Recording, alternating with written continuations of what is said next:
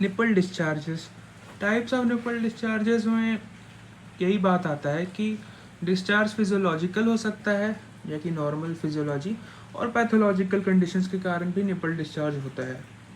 Nipple discharge usually spontaneous और not express discharge होता है, तो सस्पिशन आता है। इन्वेस्टिगेशन में अल्ट्रासोनोग्राफी करते निपल डिस्चार्ज में, मैमोग्राफी यहाँ पे सेंसिटिव नहीं है, और निपल डिस्चार्ज साइटोलॉजी भी यहाँ पे सेंसिटिव नहीं है। तो कोई बोले कि निपल डिस्चार्ज है तो क्या करोगे इन्वेस्टिगेशन में, तो निपल डिस्चार्ज साइटोलॉजी बिल्कुल नहीं करोगे, मैमोग्राफी बिल्कुल नहीं करोगे, सिर्फ अल्ट्रासाउंड करोगे निपल डिस्चार्ज में। निपल डिस्चार्ज स्पॉन्टेनियस होता है, पैथोलॉजिकल फिजियोलॉजिकल दोनों हो सकता है।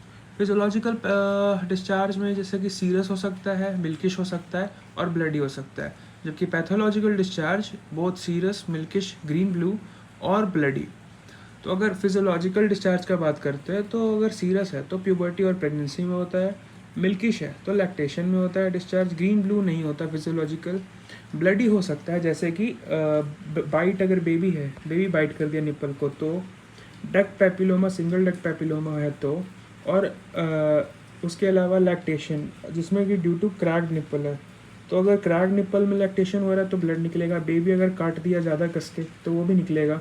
ये सब लैक्टेशनल जो है, एक्चुअली मिल्किश जो है, ब्लडी मतलब जो, वो सारा फिजियोलॉजिकल है।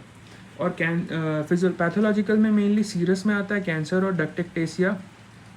डक्ट एक्टेसिया और डक्ट पैपिलोमा हम लोग पढ़े थे, तो डक्ट एक्टेसिया आ गया कैंसर मतलब पैथोलॉजिकल में, सीरस में। फिर मिल्किश आ गया प्रोलैक्टिन ज़्यादा, जैसे कि प्रोलैक्टिनोमा और हाइपोथायरॉयडिज्म।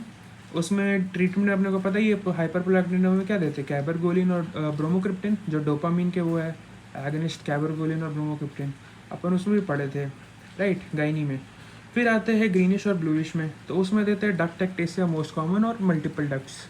और डक्ट एक्टेसिया हम लोग पढ़े थे, उसमें सीरियस डिस्चार्ज भी हो सकता है, ग्रीन ब्लू डिस्चार्ज, वही ग्रीन ब्लू में सिर्फ डक्ट एक्टेसिया ही है मोस्ट कॉमनली, जिसको हम लोग बोले थे कौन सा डिजीज़, जुस्का डिजीज़। उसमें डायलेटेड डक्ट्स होता है, सिक्रीशंस का स्टेटिस हो जाता है, स्टेसिस के कारण पेरीडेक्टल मास्टाइटिस होता है, और उसके कारण green blue discharge, multiple ducts और पेरियोलर एब्सेस, एरोबिक एनोरोबिक हो सकता है।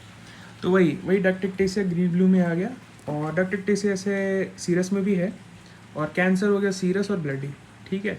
तो ये हो गया निपल डिस्चार्ज का रीजंस। फिजियोलॉजिकल में क्या क्या गया, सीरस, मिल्की, ग्रीन ब्लू और ब्लडी। तो सीरस में आ गया जो नॉर्मल है सीरस डिस्चार्ज फिजियोलॉजिकल में, प्यूबर्टी, प्रेगनेंसी।